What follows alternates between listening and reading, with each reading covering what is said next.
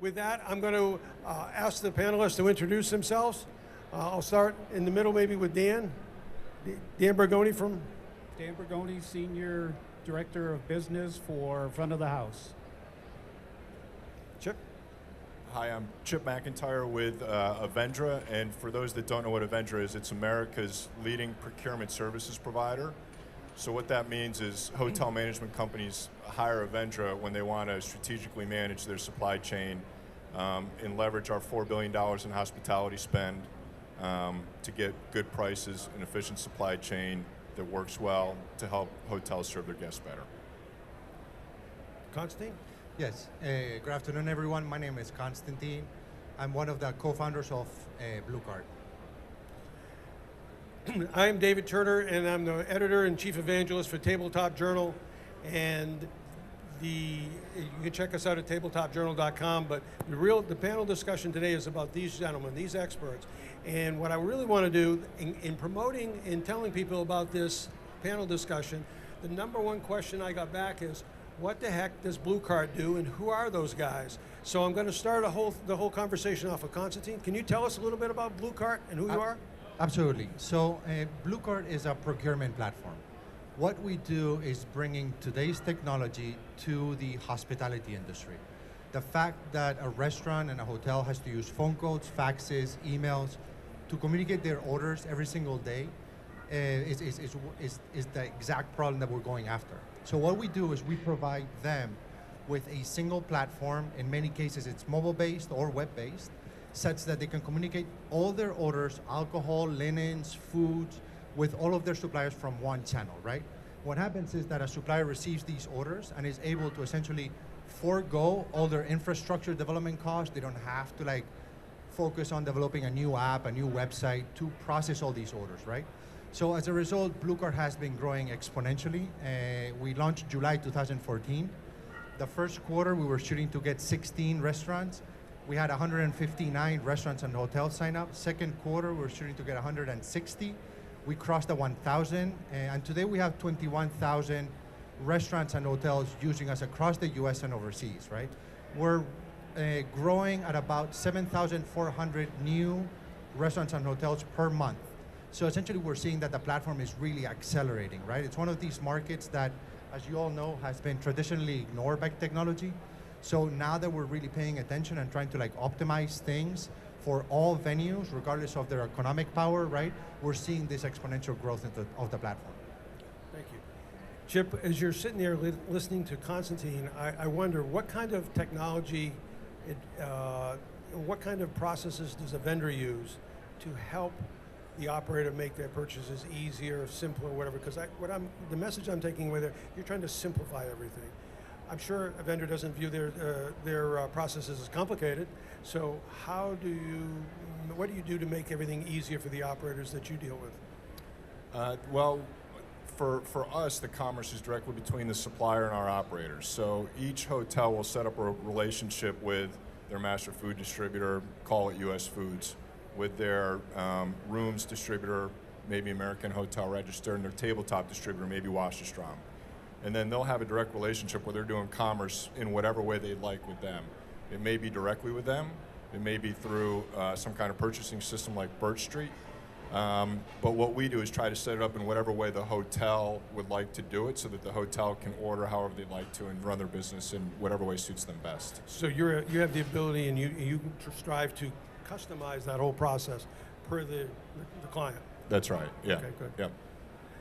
And I wonder, from the supplier, from the manufacturer's point of view, dealing with all this simplification, does it make your life simpler, Dan, or does it make it more complicated from the supplier side?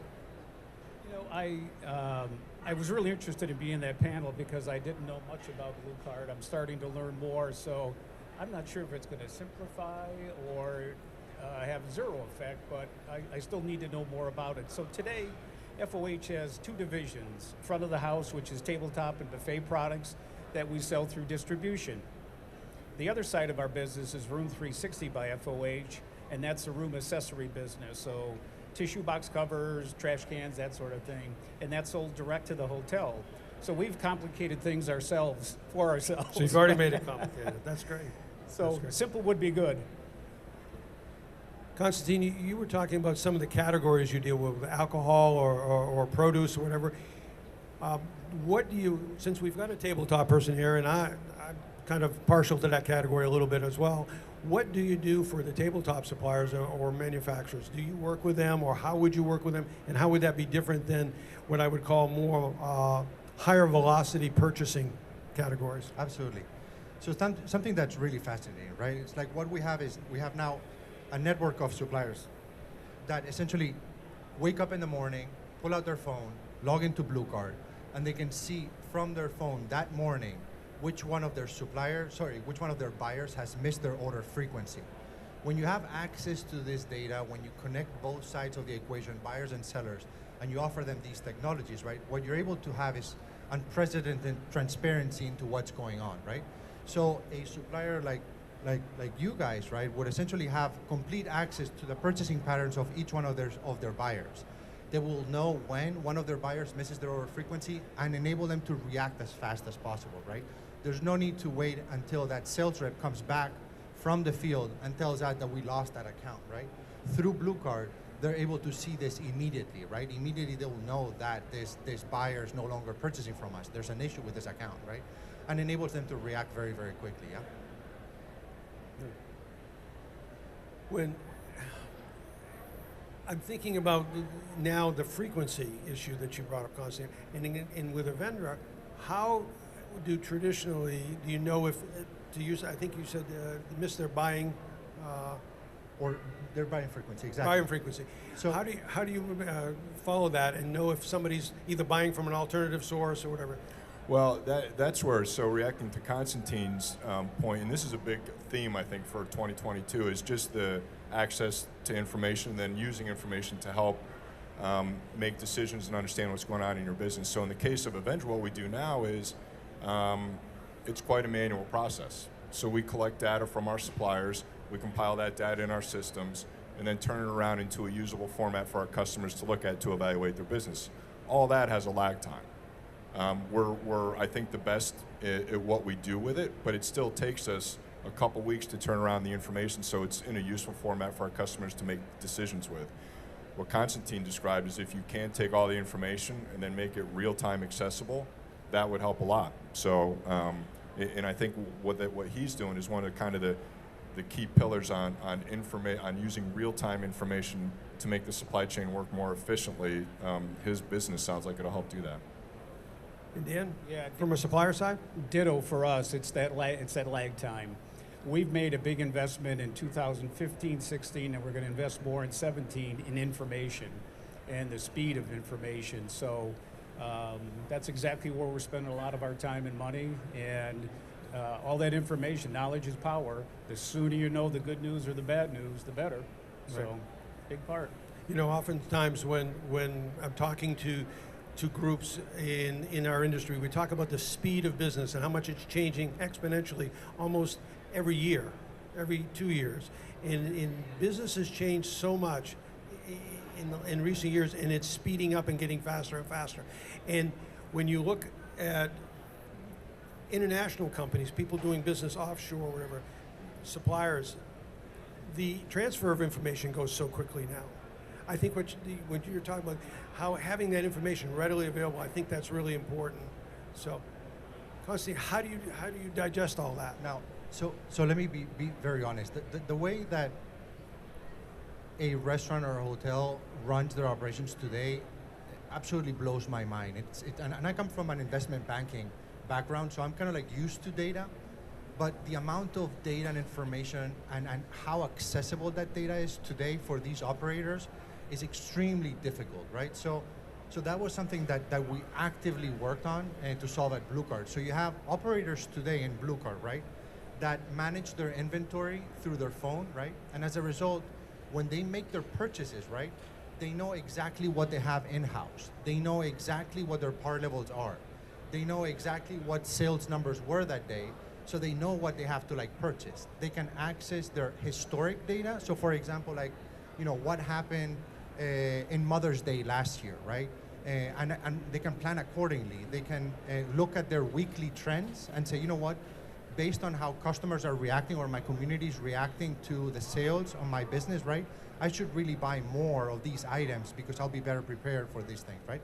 Now, something that's really fascinating, right, is that what Blue Card's working on right now is just like Waze. I don't know if you guys are familiar with Waze. It's this like traffic app, right, that reroutes you based on like accidents, right? What we're doing now is essentially crowdsourcing the data from our users, right, to educate them in their purchasing patterns. So for example, if I know that the Pope is going to come to New York, right, and all these streets are going to be frozen and cut off, right, and all my peers, they're buying less, you know, I should be informed of that thing right away. If there's a storm that's coming in, right, I should be informed of these things, right? I should be able to like react. There's an event happening, you know, next door, right? And every single restaurant around, right?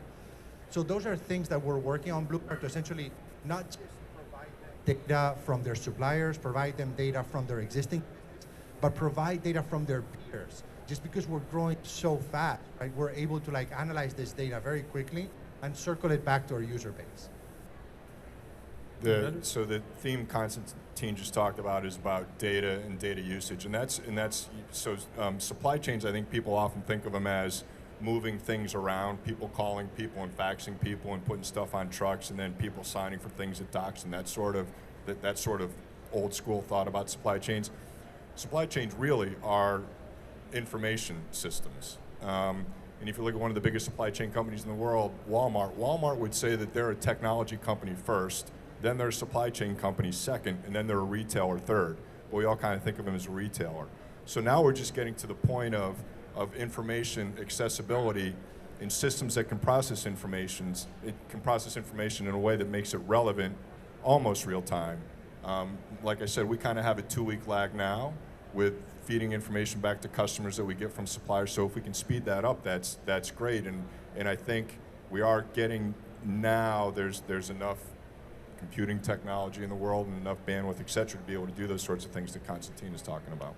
I'm thinking, I had a conversation here in the aisles earlier today, and we were talking about inventory and inventory managing it. Who holds the inventory? Nobody wants inventory these days. You want just enough to get you through today, and then you want to replenish in the morning. What does that do to front of the house and room 360? Well, we become the end of the trail for inventory.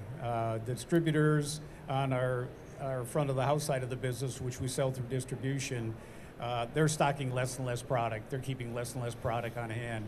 It's all about turns to them. Well, it's turns for us too, but we are the end of the line when it comes to inventory.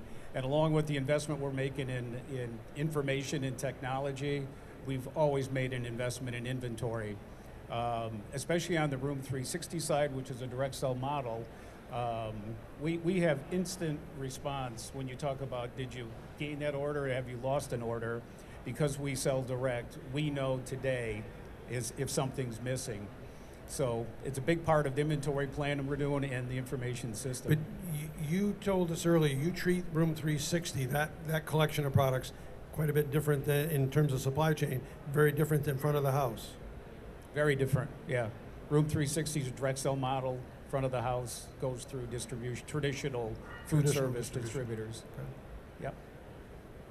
And how does Blue Card support traditional distribution? And you told me this once before, but I think the people find it. So, well, just to wrap up the inventory point, I mean, inventory levels were a personal issue for us.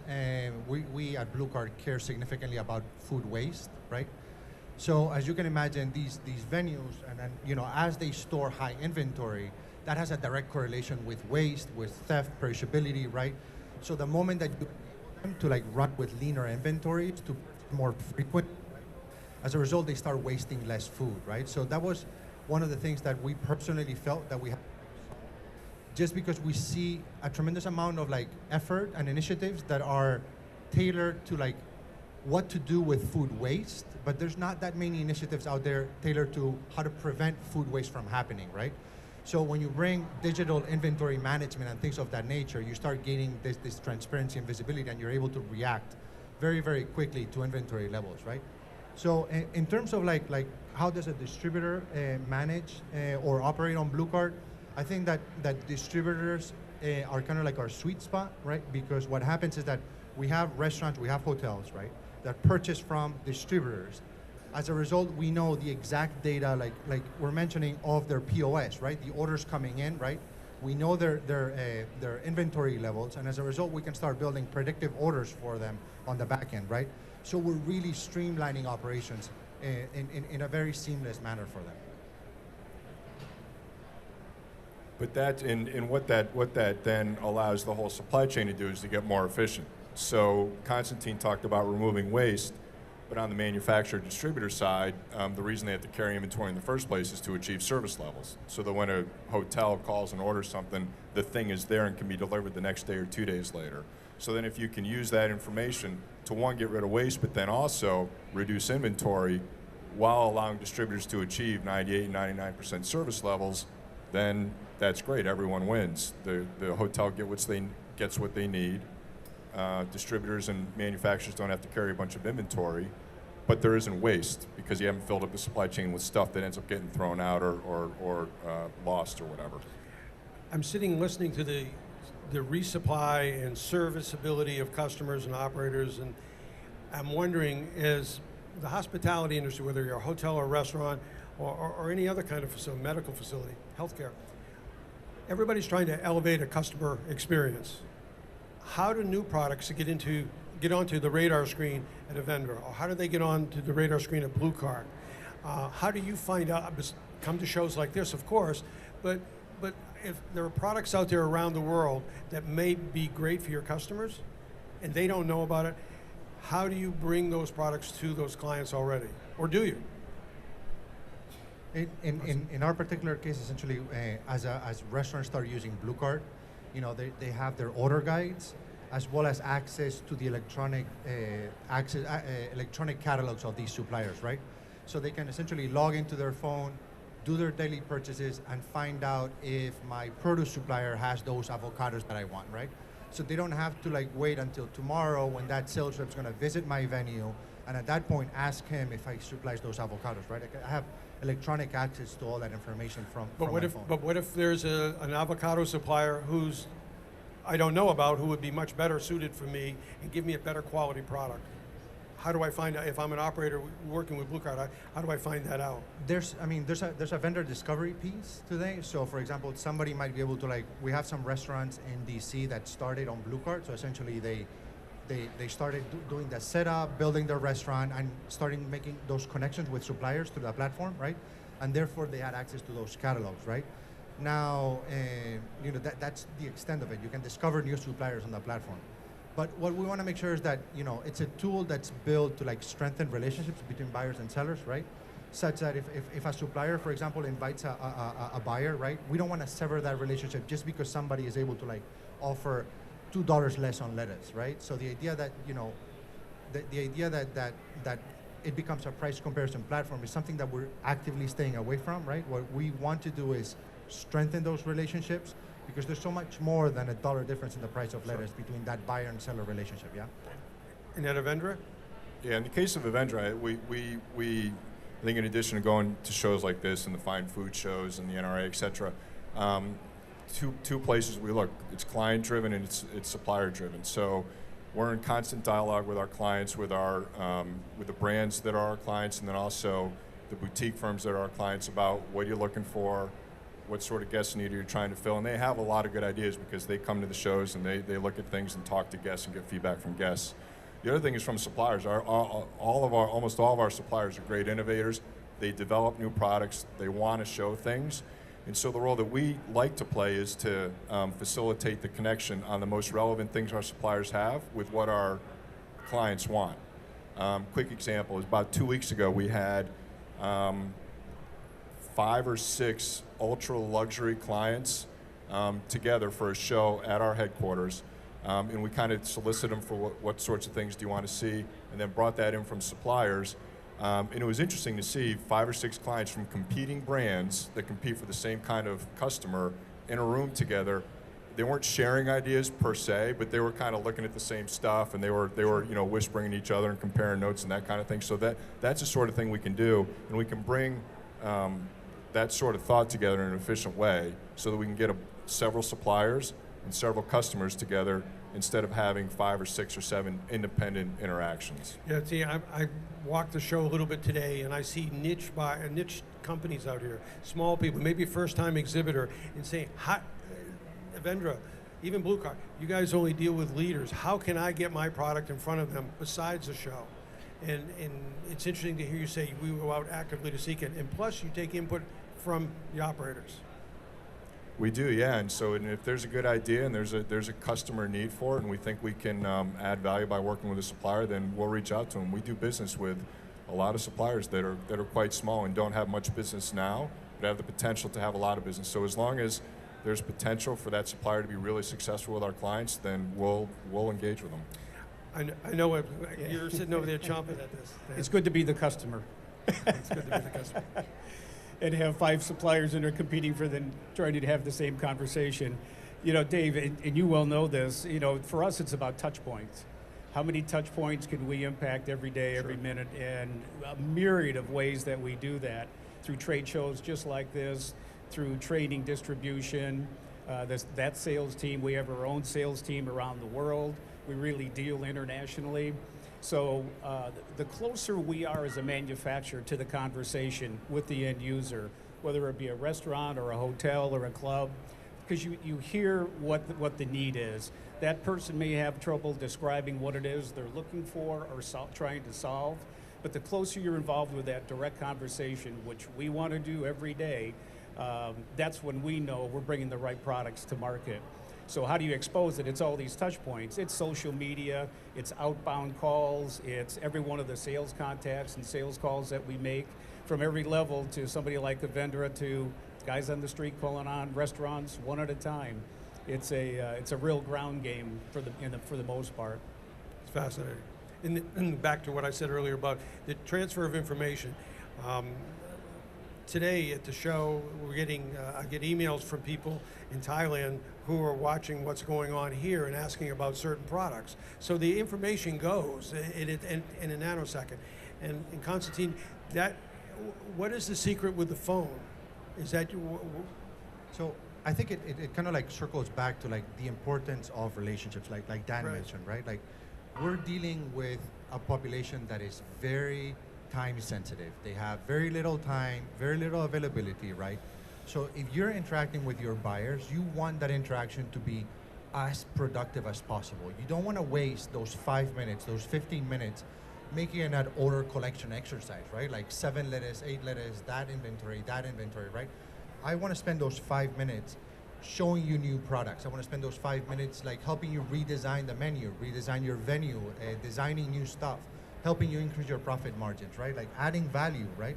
So what we do in particular is we remove all that painful part of that interaction, digitize it, remove human error from that, right? And enable suppliers to focus on what really matters, right? Which is, like managing that relationship and adding value. And that's an important part that Dan and Konstantin both made, is that we're talking about the future, but what will remain the same in the future is the human engagement and the people engagement, especially in the hospitality business. I think Konstantin's right. If you can remove the non-value-added interactions like order taking, that's great, because then you can sit down and talk about how's the business. In our case, we can get feedback on how suppliers are doing. We can get feedback on what do people want to innovate around. And that's what we ask our team. We have a big field team that's out talking to the hotels, getting feedback, understanding needs, understanding supplier performance. So if we can get rid of sort of the desk time of pulling together the report and more time in front of customers, then that's a good thing, I think. With Avendra, what are best practices, whatever buzz term you want to put to it, what do the best vendors do right with Avendra? What makes them a great vendor, a supplier with a company like Avendra?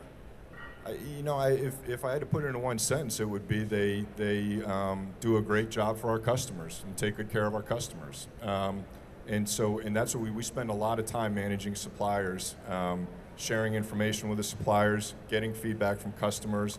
A really important thing to us is what we call supply chain assurance. So once we've contracted with suppliers to make sure that they're going to deliver every day, day in and day out, and do a good job for customers, service levels are going to be good, the price they charge is going to be accurate, quality assurance is going to be there, the reliability is going to be there. There's going to be an innovative spark with them, so they are going to engage with customers and understand what they're going to try to do. So that's really, and we are pretty, I'll admit, pretty ruthless with sharing feedback. I think ruthless in a good way, ruthless in a very honest and transparent way with them, to say that this is how you're doing and this is where we need you to focus, or this, you're doing a great job, keep doing it. Yeah, Dave, it's interesting to listen to both sides here because we make stuff.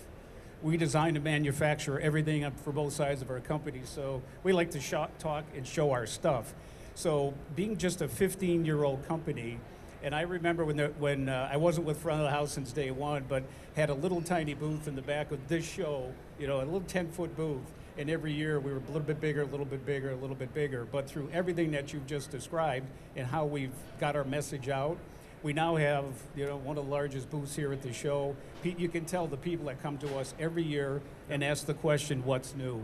So that's the really gratifying part, and that's getting our message out there. But back to Avendra for a second. I understand that the majority of your clients are in the hotel side. If I'm a very small niche provider of whatever, soaps or tabletop or whatever, what do I have to do to get my product considered by Avendra? That's one side of it. And the second side of it, if I'm a hotel and I'm looking for something unique and different in whatever, do I have to go out and find it and bring it to Avendra, or will Avendra present that to me? Starting with the supplier side, there's a couple different ways. I think a pretty reliable way is we have on our website, we have a supplier inquiry section of it, which I think is about to be redesigned. So we're about to update that. But I think it's still functional, but if you happen to go on it in the next couple weeks, it may say under construction or something like that. But we look at all of those.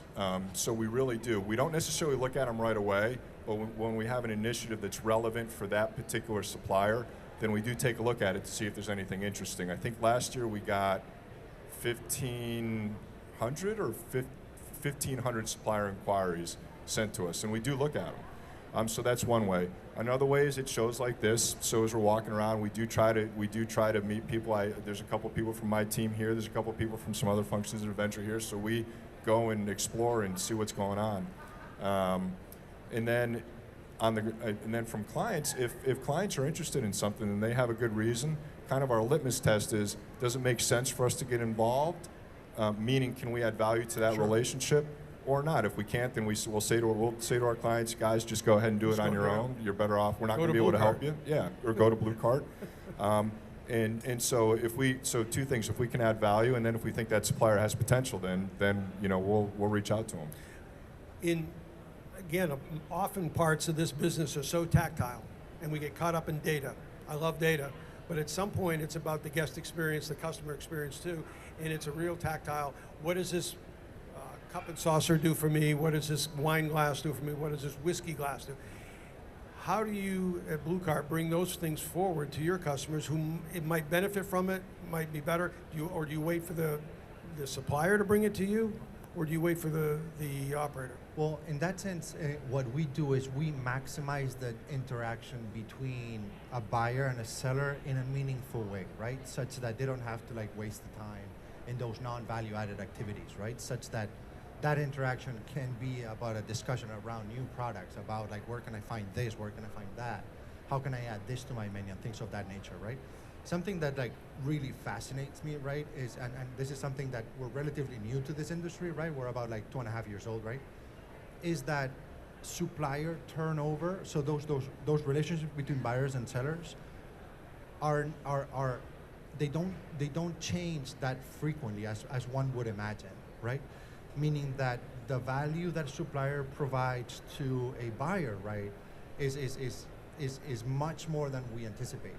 We see less than a 5% turnover from these buyer-seller relationships, meaning that, in addition to those, the differences in product, right, the fact that you supply to me on a Sunday, that you know how I want my product delivered, that you know when to deliver my product, and essentially you know how I pay, and things of that nature, right, have much more value than essentially switching to another supplier that I know nothing about, right?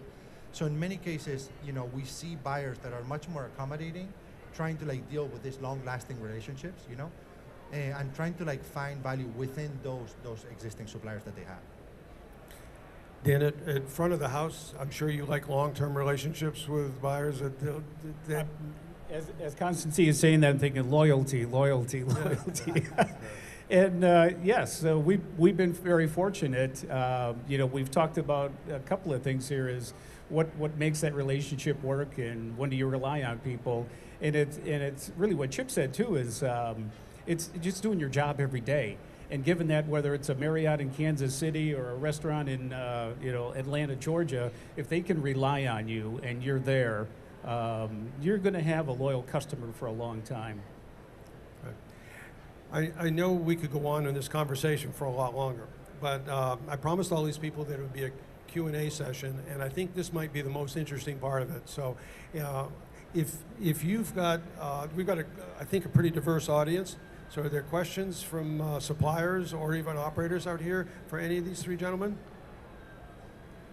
Yes? No? Hold on, Jim. Hi, Jim Schultz with Vertex China. So you're on the blue card.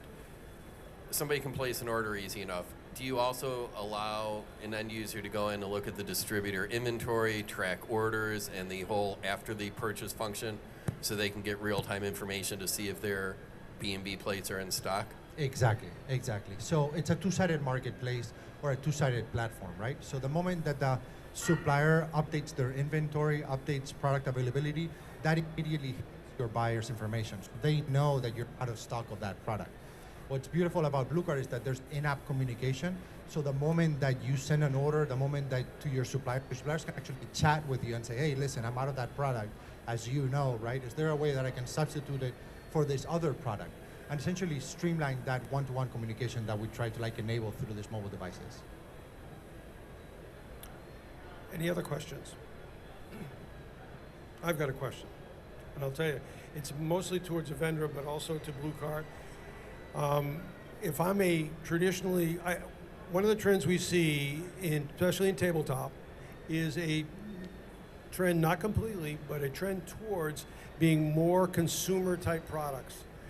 It used to be that you bought dinnerware and chinaware and you kept it for 5 to 7 years.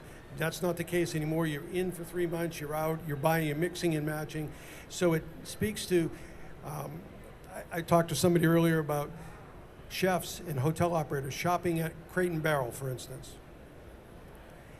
How does Avendra bring that type of a product that's technically outside of the hospitality range, whether it's dinnerware or whatever it might be, to bring to that customer base, to move the client, the customer experience for their customers up?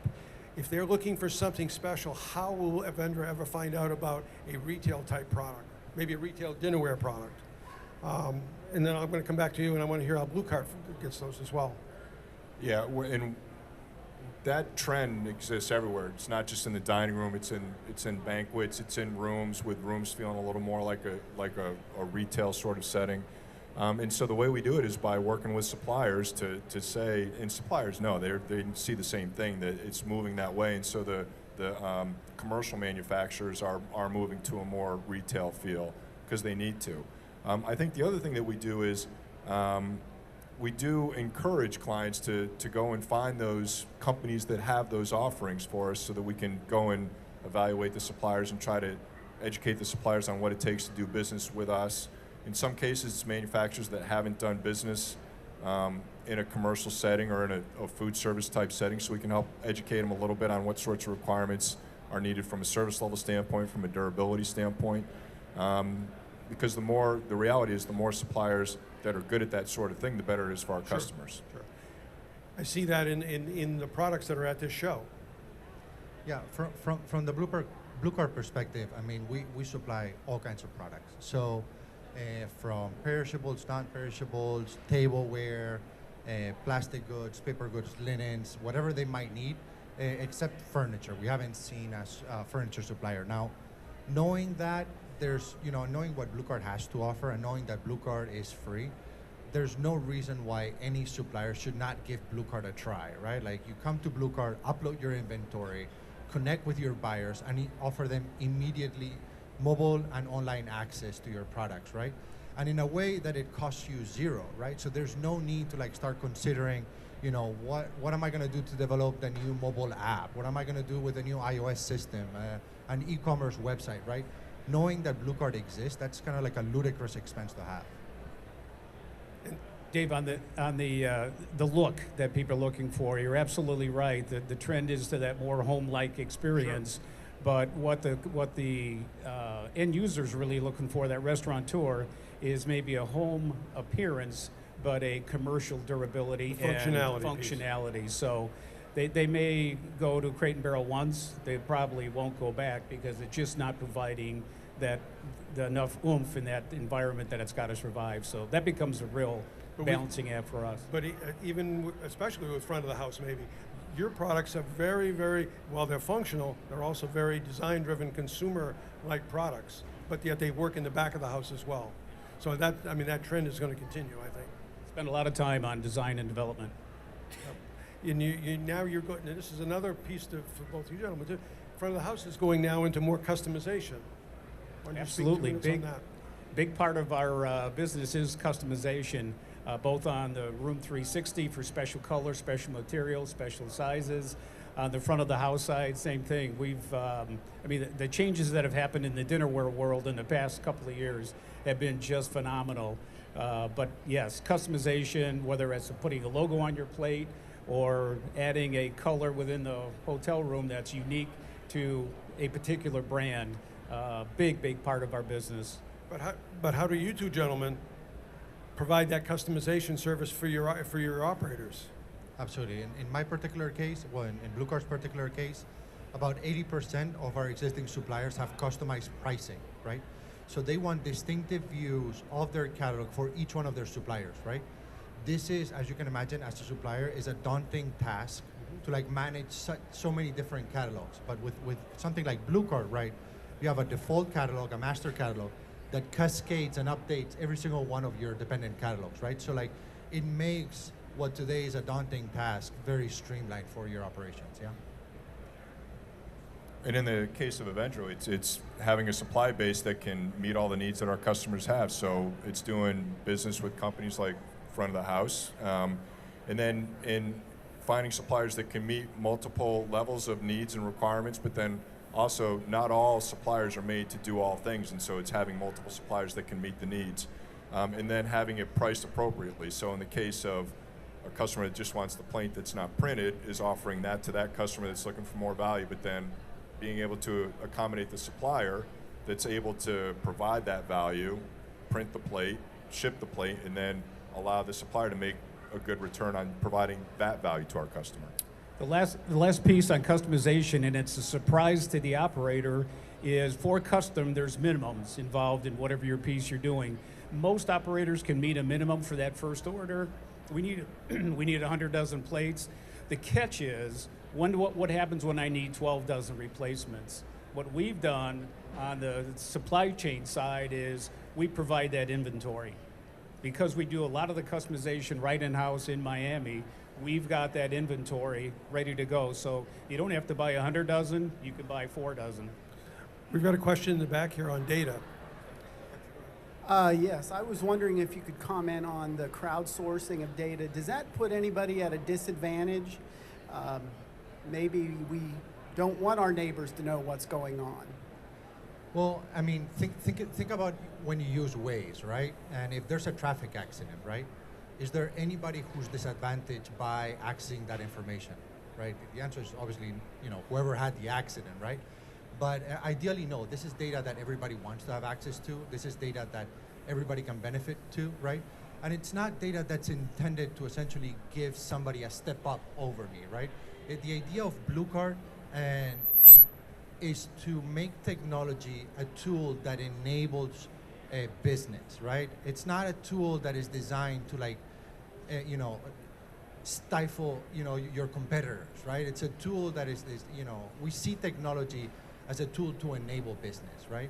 So that's our view of the world, right? So that's why any restaurant, regardless of their size, any supplier, regardless of their size, today can have mobile and online ordering at no cost, right? So where does the revenue for Blue Card come in? We do it in a couple of ways. I have to ask the question. As, sure. as a guy who lived through lots of rebates, lots of pounding on suppliers for money, where does the revenue stream Yeah. come? So we do it just like LinkedIn, right? So LinkedIn has a very free base model that 90% of the people use, right? And as a result, that free LinkedIn, you see ads. That's how we monetize the free user base. And then if you want to like upgrade and do additional services, tools, predictive analytics, and things of that nature, then you subscribe to premium features. Additional questions? In the back. Hold on. Because everybody will want to hear your question. I was just wondering, like, do y'all have a system that if something doesn't work, like they can remove it from future orders so that they can have like a better revenue, like based off of what they buy? If things go off the rails, what do I do then? Or how do I get that off future orders? Is that your question? I think it's, I don't want to, go ahead, Chip. I don't want to answer for Avendra, but I think. Well, in the case of ours, it would be, so if there's a product that someone ordered that just didn't work, we would get that feedback, and then we problem solve it right away to try to figure out, was that a one-time problem, or is it a systemic thing, or what? And then work with the distributor and the manufacturer to figure out what the right solution is. In some cases, it may be discontinuing the product and taking it off of the catalogs that we offer to customers. In other cases, it may be going back to the manufacturer and sharing the feedback on this was the user experience with this thing, and ask them to make a modification and put the product on hold until the product is working the right way. So it kind of depends on what the circumstance is, but the important thing is that we get the feedback and then start to problem solve it right away so that we're taking care of our operators so that they can work efficiently.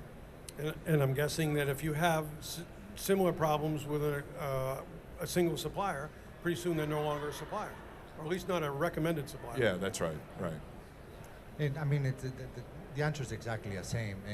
You know, Blue Card, it's a live system, right? So if something is discontinued, it immediately affects the way that buyer sees those products. So in that sense, it enables that immediate reaction from buyer, seller, and seller, buyer. You'll never have that problem with front of the house or room 360, though. They're Never. always okay. We're the end of the line on End those of the kinds of line. conversations. The warehouse. Other questions?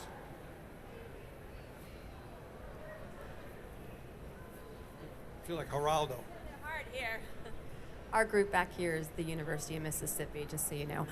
So I'm a teacher at the University of Mississippi. I teach the purchasing class. And obviously you're talking about technology, and that's a big part of it. And besides talking about using your platforms or your products, could you tell me just some concepts, topics, general things that if my students left my class that you think they would need to know, just as far as in the general world of purchasing?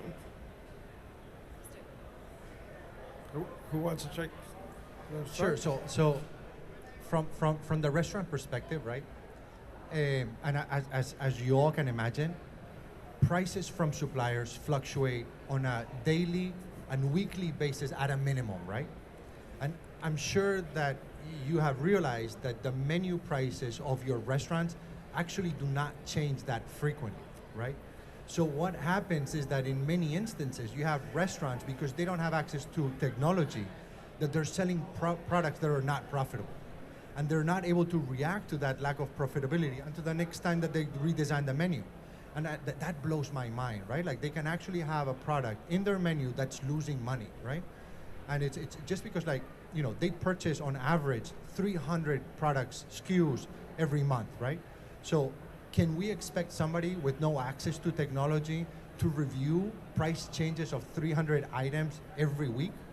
I mean, the answer is that I cannot do that, right? So without technology, right, it's fascinating how this industry has been operating for such a long time. Probably the biggest thing I would say is purchasing, in my opinion, is a balance of two things. One is creating competitive tension for a time period, but then also having a very human dynamic to it. So on the one hand, creating competitive tension. One could argue a simple way to do that is do a reverse auction, put a spec out there, get 35 suppliers to bid on it, and hopefully watch the price go down. I'd argue there's maybe some usefulness for that, but not in all circumstances. Because then once the price has been negotiated down to whatever, $1, there's then going to have to be a discussion about, okay, what are the rest of the deal points? What are the service levels going to be? How are you going to take care of the customer? If there's a problem, what are you going to do? You want to make sure that the spec that you put out there, that supplier can actually achieve. So, so I think, but the competitive tension I think is good. You do want that element because that draws out the best in all of us. It draws out the best in suppliers to make sure that they are doing all they can for that piece of business while making sure they're earning a fair return. But it's not just that. There is a lot of human element to it, and there's a lot of people interactions, and I do think I want to enjoy having our suppliers come see us and having conversations with them and having dinner with them, because that's a great part of the business as well. I guess it makes me say it's good to be the customer again. Dan, did you like that competitive tension? Yeah, I loved it. Yeah, Loved okay, it. thought you would. Hey, listen, we don't. I'll go into battle against 5 guys in the room doing the same thing any day of the week if we get our chance to say what we do, how we do it, and what we promise. There's pick your product, dinnerware or something in rooms. There's a cost to buy the product and there's a cost to use the product. So you could find a plate at half the price of my plate, but you're probably going to have a bad experience with it. So it's human, it's product, it's what we promise is what we deliver. So big part of it. Any other questions?